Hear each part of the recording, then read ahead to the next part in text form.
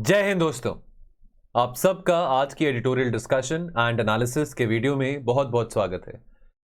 दोस्तों आज है फ्राइडे 23 सितंबर और दोस्तों आज हम दो इश्यूज को डिस्कस करेंगे तीन आर्टिकल्स में से। तो तीनों आर्टिकल्स हिंदू में से रहेंगे। दोस्तों एक आर्टिकल जो है ये आर्टिकल रहेगा related to population and associated issues, GS1 का टॉपिक है। यहां पे सेंसस की बात करी गई है, आइडिया ऑफ सेंसस। तो 10 साल के बाद सेंसस किया जाता है, लेकिन अभी सेंसस नहीं हुआ था 2021 में कोविड के चलते, महामारी के चलते। तो रेलेवेंस क्या है सेंसस का, उसके बारे में हम बात करेंगे।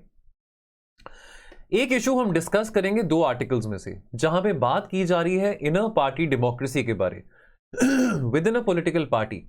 इलेक्शंस होनी चाहिए कि नहीं होने चाहिए फॉर अ प्रेसिडेंट। अब जैसे बीजेपी है, कांग्रेस है, अभी आज के टाइम में हम पढ़ भी रहे हैं, न्यूज चैनल्स में आ भी रहा है कि कांग्रेस के इलेक्शंस होंगे for the presidential position.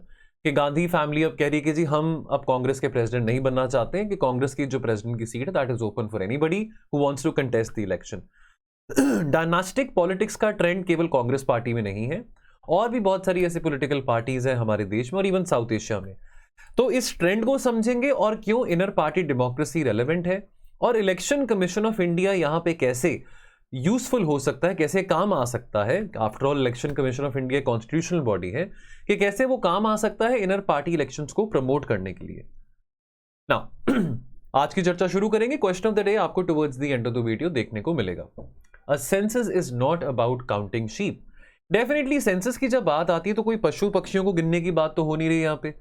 It is not only a counting exercise. देखिए सरकार के लिए बहुत जरूरी है सेंसस कंडक्ट करना। सरकार को पता हो कि भी कितने लोग देश में रहते हैं, कौन सी जातियों के हैं, क्या धर्म है, क्या भाषा बोलते हैं। अपने लोगों के बारे पता तभी होगा ना जब सरकार को पता होगा कि लोग कितने रहते हैं। इनफैक्ट सेंसस की अगर हम बेनिफिट की बात करें तो सेंसस का जो बेनिफिट है सबसे ज्यादा अमेरिका में देखने को मिला था। जो अगर हम 1860s की बात करें, जो एंटी स्लेवरी कैंपेन्स थे या जो एबॉलिशन ऑफ स्लेवरी का जो कैंपेन था, वो कहीं ना कहीं सेंसस के द्वारा ही पता लगा था। बिकॉज सेंसस के चलते ही पता लग पाया था कि कितने ब्लैक्स और कितने नॉन ब्लैक्स रहते हैं, और क्या ऐसे एफर्मेटिव स्टेप्स सरकारों के द्वारा पहुंचाए जा सकते हैं पिछड़ी जातियों को, चाहे वो अमेरिका हो, चाहे वो इंडिया हो, चाहे वो कोई भी समाज हो, कोई भी डेमोक्रेसी हो। उसके लिए सेंसस का कंडक्ट करना बहुत ज्यादा जरूरी है। नाउ अब मिसिंग सेंसस की बात करें। देखिए हमारे यहां पे पहला सेंसस 1872 में हुआ था, तो ब्रिटिश इंडिया के टाइम की बात है। और 1881 से लेके 2011 तक हर 10 साल के बाद सेंसस होता रहता है। महामारी के चलते सेंसस नहीं हुआ, लेकिन महामारी के चलते इलेक्शन कैंपेनिंग तो हुई है, इलेक्शंस भी हुए हैं। 2021 में आपको याद होगा जब सेकेंड वेव पीक पे था, तो कैंपेनिंग भी चल रही थी, रैलीज भी चल रही थी। तो अगर इतना कुछ चल रहा है तो अब सेंसस क्यों नहीं हो पा रहा? क्या ये कोविड एक बहाना है ये बताने का, अपनी अकाउंटेबिलिटी से और अपनी आंसरेबिलिटी से पीछे भागने का? क्रिटिक कर रहे हैं कॉलमनिस्ट, यहां पे सरकार को क्रिटिसाइज कर रहे हैं कि लार्जेस्ट डेमोक्रेसी जो इतने सालों से 1880 से लेके आज 2011 तक अगर हर 10 साल के बाद सेंसस हो रहा था, अगर इस बात का हमको अपने आप पे बहुत गौरव था, बहुत गर्व था, तो आज ये बात क्यों नहीं हो रही है? इस बात का सवाल कॉलमनिस्ट उठा रहे हैं। नाउ अब सेंसस एक ट्रेजर से कम नहीं है। देखिए अब ऐसा है कि सरकार को बहुत सारी बातें सोशियो इकोनॉमिक स्टेटस के बारे, रिलीजन के बारे, भाषा के बारे, उम्र के बारे, जेंडर के बारे, ये सब सेंसस के द्वारा ही पता लगता है। स्टेट को मौका मिलता है हर एक इंडिविजुअल के साथ कनेक्ट करने का थ्रू सेंसस। अब अगर सेंसस नहीं है तो सरकार को कैसा मौका मिलेगा? हम सोशल वेलफेयर स्कीम्स की बात करते हैं तो हम कहते हैं कि जी हमारे यहाँ पे जो वेलफेयर स्कीम्स हैं वो बेटर टारगेटेड नहीं है। टारगेटिंग ऑफ जो बेनिफिशरीज है वो बहुत पुअर है, डिस्पाइट द फैक्ट कि हमारे पास बहुत सारी टेक्नोलॉजीज हैं, डिजिटाइजेशन है। क्या हमें पता है कि ये स्कीम, कोई भी सोशल वेलफेयर स्कीम, कितने लोग हैं जो डिजर्विंग है उसके लिए? हम रिजर्वेशन की बात करते हैं, हमको पता है कि हमारे यहाँ पे कितनी जातियां हैं जो कि बहुत पिछड़ी हुई हैं। तो इस सबको आइडेंटिफाई करने के लिए, एफर्मेटिव एक्शन के लिए सेंसस का होना बहुत ज्यादा जरूरी है। अब जहां पे हम आबादी की बात करें तो अक्सर मुस्लिम समाज के लोगों के ऊपर यह ब्लेम डाला जाता है कि वो बहुत बच्चे पैदा करते हैं, कि उनके चलते आबादी बहुत बड़ी जा रही है। लेकिन सेंसस कॉलमनिस्ट यहां पे ये कहते हैं कि सेंसस में जो रिपोर्ट सामने आती हैं वो ये बताती हैं कि जो टोटल फर्टिलिटी रेट है वैसे भारत का जो टोटल फर्टिलिटी रेट है अब काफी कम हो चुका है। एक जमाना था जब हर एक फैमिली में 4-5 बच्चे देखने को बहुत कॉमन होते थे, लेकिन पिछले 30 सालों में हमारा टोटल फर्टिलिटी रेट काफी कम हो गया है। इनफैक्ट अगर हम एवरेज एनुअल अगर टीएफआर की बात करें तो वो 2.1 है, और अगर हम कुछ सदर्न स्टेट्स की बात करें वहां पे तो जो टीएफआर है वो 1.5-1.6 के आसपास है। लेकिन सेंसस ये बताता है 2011 का कि जो टोटल फर्टिलिटी रेट है मुस्लिम समाज के जो लोग हैं उनमें तेजी से वो कम आता जा रहा है। और जो डिफरेंस है टीएफआर में, टोटल फर्टिलिटी रेट में, चाहे आपका जो मर्जी धर्म है, तो यहाँ पे धर्म मैटर नहीं करता कि आपका टोटल फर्टिलिटी रेट ज्यादा होगा कि कम होगा, और बहुत सारे सोशियो इकोनॉमिक इंडिकेटर्स आ जाते हैं, not specifically related to religion और कास्ट। नाउ अब क्या हम सेंसस को अगर हम कंडक्ट करेंगे तो क्या इसको एक गेटवे बनाना चाहेंगे towards the national register of citizens? आपको याद होगा सिटीजनशिप अमेंडमेंट एक्ट की हम बात करें, एनआरसी की बात करें, इसको लेके बहुत प्रोटेस्ट हुए थे 2019 में दिल्ली में। अब क्या हम सेंसस को बनाने का केवल यही ऑब्जेक्टिव रखना चाहते हैं कि हम ये पता लगा सके कि कौन भारतीय है और कौन भारतीय नहीं है, कि कौन इमिग्रेंट्स हैं कौन इमिग्रेंट्स नहीं है? ठीक है, देखिए सेंसस का पर्पस क्या होता है? सेंसस का पर्पस होता है कि रजिस्टर की तरह है कि भाई जो लोग यहाँ पे रहते हैं, चाहे वो रेजिडेंट हैं या नॉन रेजिडेंट हैं, उनके बारे पता लगाना। लेकिन जो लोग यहाँ पे, अब मान लीजिए कि 1971 के बाद कोई आया था, अब मान लीजिए आज कोई व्यक्ति है 20 साल का, लेकिन लेट्स से उसके फादर या ग्रैंडफादर 1971 के बाद यहाँ पे आए थे, तो क्या वो 20-21 साल का व्यक्ति भारतीय नहीं होगा? तो ये सवाल यहाँ पे उठाए जा रहे हैं कि सेंसस को सिर्फ पॉलिटिकल गेन्स के लिए क्या हम इस्तेमाल करना चाहते हैं? कास्ट सेंसस, पिछला जो हमारा लास्ट कास्ट सेंसस हुआ था 1931 में हुआ था। 2011 में जो सोशियो इकोनॉमिक सेंसस हमारा हुआ था, जो सोशियो इकोनॉमिक और कास्ट सेंसस हमारा कंडक्ट करा गया था, इसकी फाइंडिंग्स 2015 में अवेलेबल हुई थी, लेकिन जहां तक कास्ट सेंसस की बात है उसकी फाइंडिंग्स अभी भी सरकार ने रिवील नहीं करी थी। तब श्री अरुण जेटली जी तब हमारे फाइनेंस मिनिस्टर थे और 2015 की बात है, लेकिन कुछ सालों से सरकार का यह कहना है कि हम कास्ट सेंसस को पब्लिक डोमेन में नहीं लेके आना चाहते, कि जो हमारे संविधान के निर्माता थे, जो हमारे फाउंडिंग फादर्स थे हमारे संविधान के, वो इक्वालिटी को प्रमोट करने की बात कहते थे। अगर हम कास्ट सेंसस को सामने रखेंगे तो जो डिवाइड है समाज में वो और बढ़ता रहेगा। लेकिन अगेन मैं वो बात फिर से दोहराऊंगा, पिछले साल भी इस बात को लेके बहुत आर्टिकल्स आए थे, मुझे याद है लास्ट ईयर अगस्त सितंबर में बहुत सारे आर्टिकल्स मैंने इसी टॉपिक से रिलेटेड एडिटोरियल्स में ही डिस्कस करे थे, जहां पे ये मैंने बात सेंट्रली डिस्कस करी थी, जो आर्टिकल्स में बात लिखी थी कि बहुत जरूरी है कि हम उन लोगों तक वो फायदे पहुंचा सके, सरकार के द्वारा जो एफर्मेटिव एक्शन है या रिजर्वेशन है वो पहुंच सके जो लोग डिजर्विंग है। और वो कौन से लोग डिजर्विंग है उसका तो हमको नतीजा सेंसस से पता लगेगा। अक्सर देखा जाता है कि जो डोमिनेंट कम्युनिटीज होती हैं, चाहे हम मराठास की बात करें या जाट्स की बात करें, वो रिजर्वेशन की डिमांड करती हैं, लेकिन क्या सोशियो इकोनॉमिक इंडिकेटर्स उनके फेवर में है कि उनको रिजर्वेशन मिले या नहीं है? ये बातें कहां से क्लियर होंगी? हमको सेंसस से क्लियर होंगी। इंटरनेशनल एक्सपीरियंस क्या बताता है? अंतरराष्ट्रीय अनुभव ये कहता है, अब अगर हम कॉन्गो की बात करें, उसने अपना सेकंड सेंसस इस साल कंप्लीट करा है। पहला सेंसस कॉन्गो का 1984 में हुआ था। ऐसे बहुत सारे देश हैं जिनका इतने समय से सेंसस कंडक्ट ही नहीं करा गया है। अफगानिस्तान है, उसका लास्ट सेंसस 1979 में हुआ था।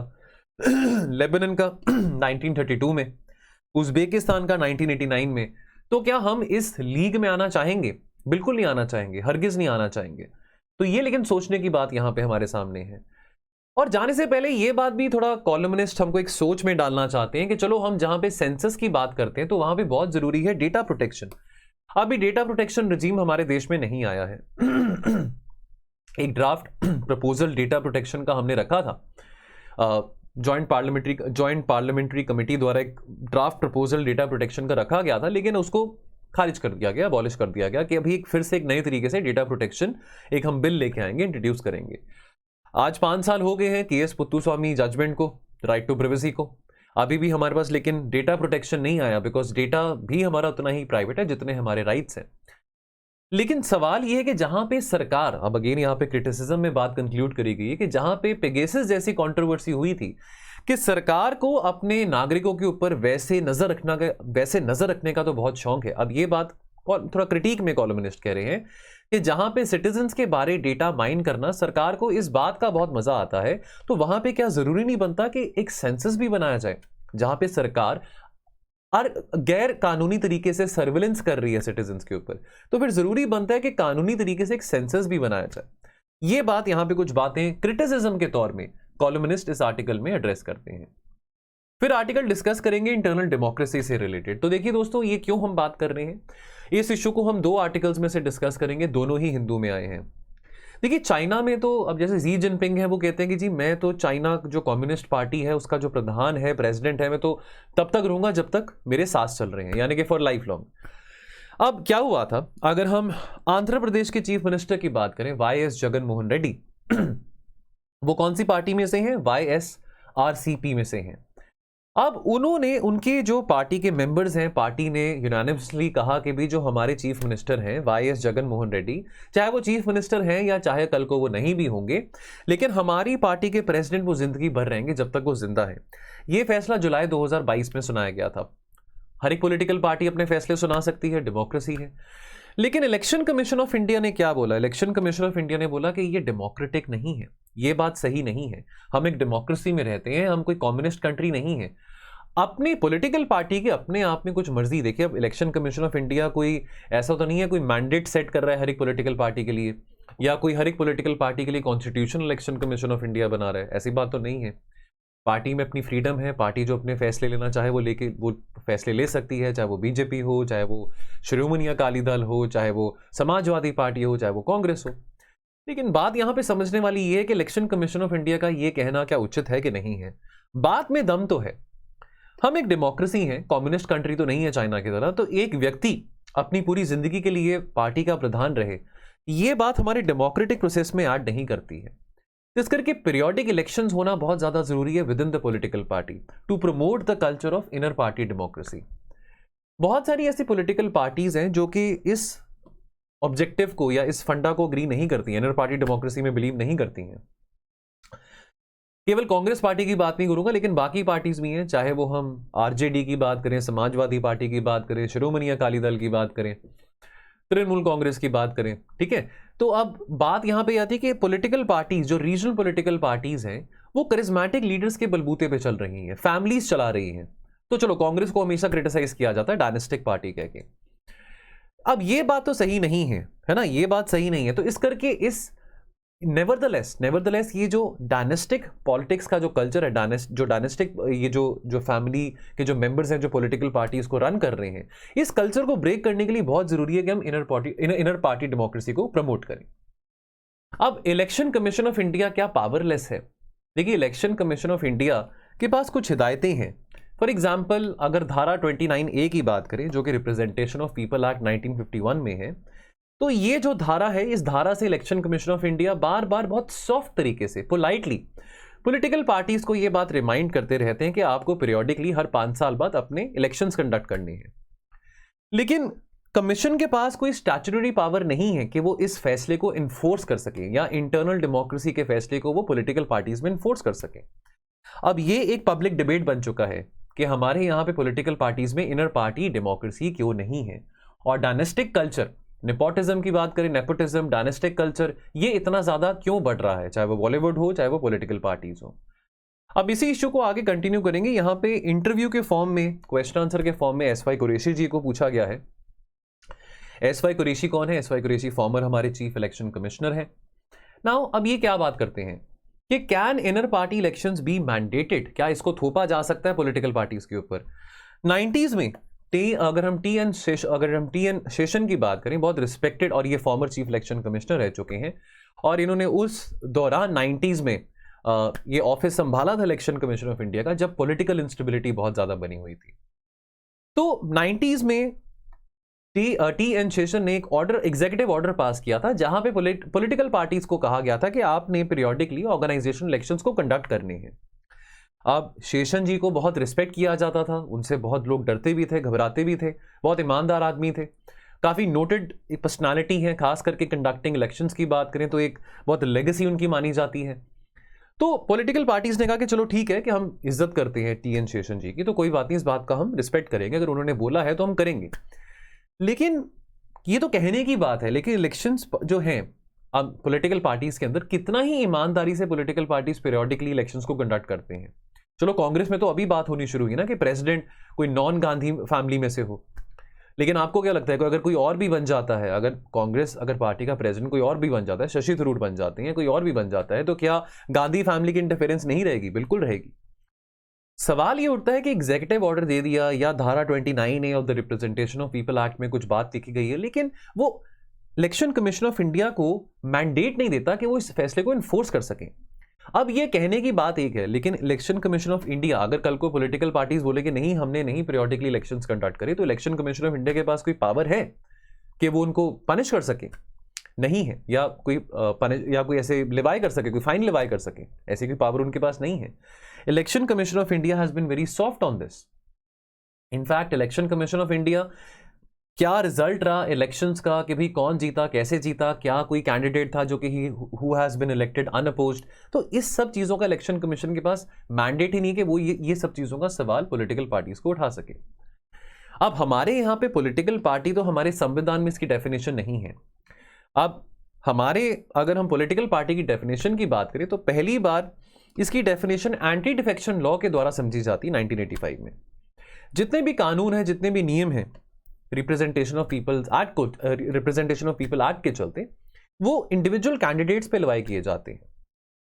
अब क्या हम एक पार्टी लेड डेमोक्रेसी है और डेमोक्रेसी बेस्ड पॉलिटिकल पार्टीज है? ये बात सोचने वाली है, क्योंकि पॉलिटिकल पार्टी का कोई जो शब्द है वो कहीं इस्तेमाल नहीं करा गया कॉन्स्टिट्यूशन में। अब हमारे कानून में कोई लूप होल्स हैं।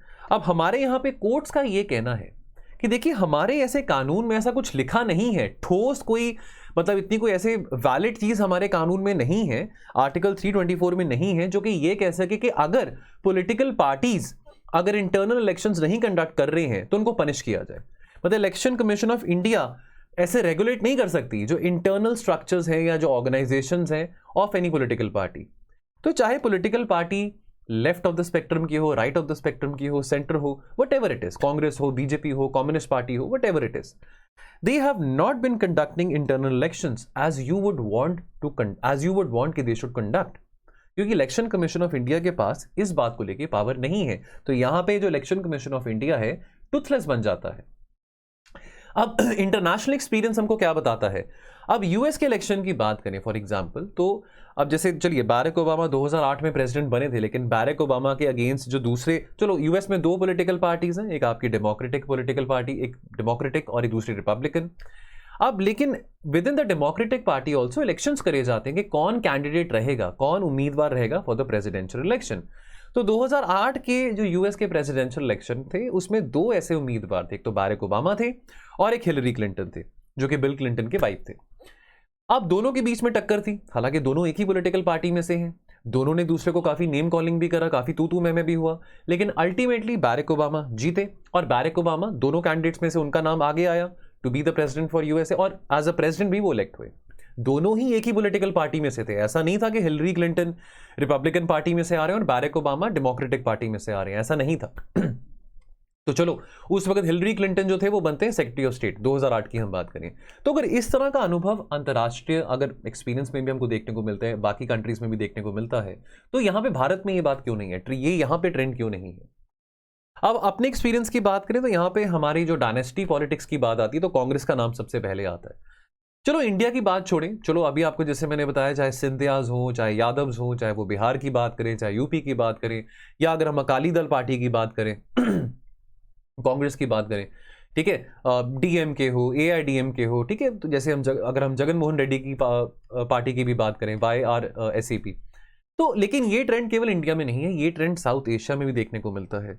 चाहे वो शरीफ्स हैं पाकिस्तान के, शरीफ ब्रदर्स हो, चाहे वो भुट्टोज हो, चाहे वो श्रीलंका में राजापक्सा भाई हो, ठीक है। तो अब ये जो ट्रेंड है साउथ एशिया में भी देखने को मिलता है। बहुत रेयर होगा कि कोई पॉलिटिकल पार्टी जो है इंडिपेंडेंटली 30 से 40 साल सर्वाइव कर पाई होगी। एक पॉलिटिकल पार्टी में इतनी कैपेसिटी नहीं है कि वो इतना टाइम सर्वाइव कर सके, अनलेस कोई फैमिली उसको कंट्रोल नहीं कर रही है। तो इलेक्शन कमीशन ऑफ इंडिया क्या नरम हो रही है? देखिए, election commission of India insist तो करती है कि भाई आप ऑर्गेनाइजेशन इलेक्शंस करिए, पीरियोडिकली इलेक्शंस होने चाहिए, लेकिन इलेक्शन कमीशन ऑफ इंडिया इस बात पे फिर बहुत नरम हो जाता है, जेंटल हो जाता है।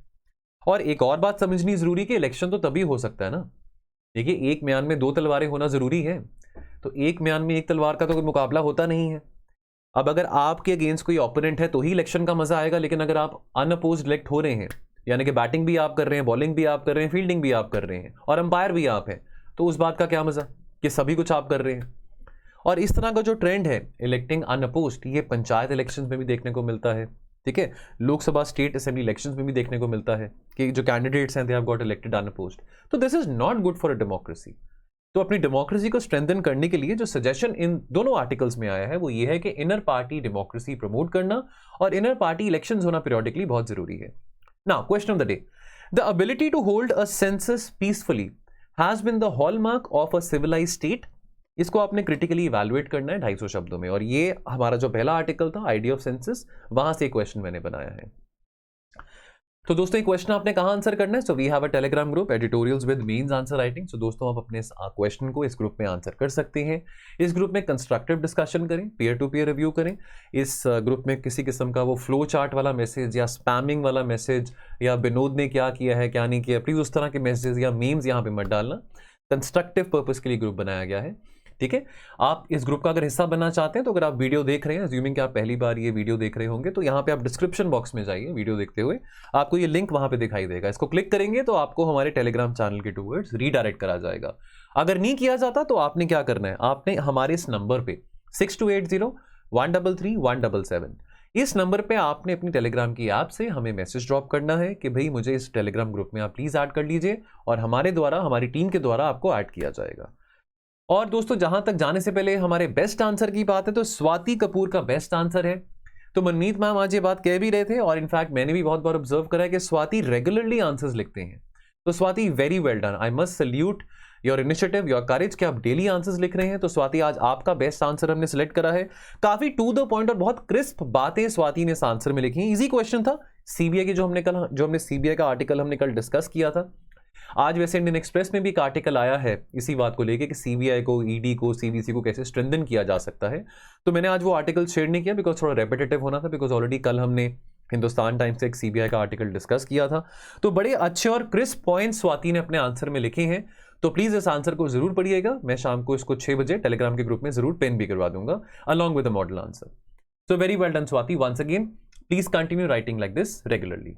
एंड बाकी दोस्तों जाने से पहले एक आपके साथ एडवर्टाइजमेंट मैं शेयर करना चाहता हूं। तो यदि आप political science and international relations का आपका ऑप्शनल है और इस ऑप्शनल के साथ आप अगले साल अपना एग्जाम लिखने वाले हैं, now we have a mentorship course for you. इसकी जो प्राइस है अभी 18,899 है, वैसे इसकी प्राइस 27,999 थी। तो अभी आपके पास मौका है, आप अर्ली बर्ड का जो कूपन कोड है इसको यूज करके 33% ऑफ पा सकते हैं। तो प्राइस आपकी रहेगी 18,899। अब ये प्राइस आपने एक टाइम पे पे नहीं करना, आप इसको इजी इंस्टॉलमेंट्स में भी पे कर सकते हैं। और इसके बारे और जानकारी लेने के लिए आप हमारे टोल फ्री नंबर 1800-890-3043 पे कॉल करिएगा।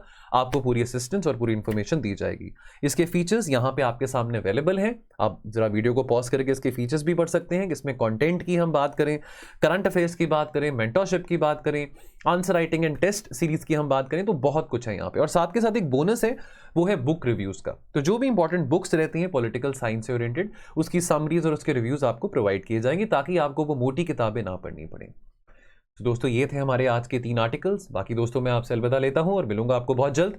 आप अपना ख्याल रखिए और पढ़ते रहिए और लिखते भी रहिए। Thank you so much. जय हिंद।